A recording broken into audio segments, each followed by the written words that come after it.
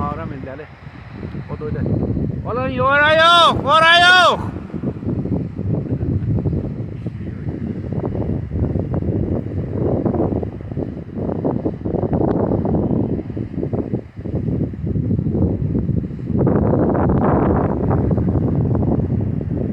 O da götürünü nasıl o deşiyor.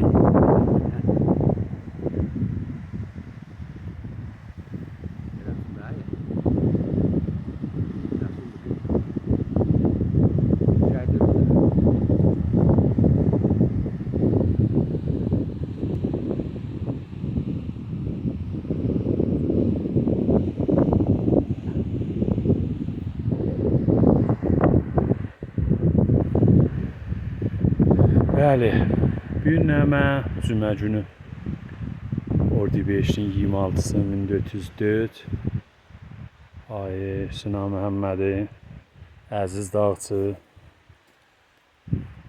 bu ya Samanlı Əcəbşehir Yengizə kəndinin təqribən sağ əli olur. Samanlı dərə gözəl dərədir, mənzərəlidir. Dostlarım, famililərin hamısının yeri bu. Şamımızı yad elədi.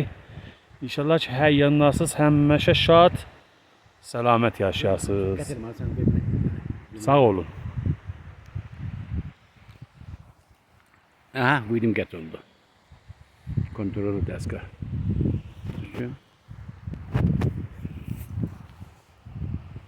Sistemi idarəsini.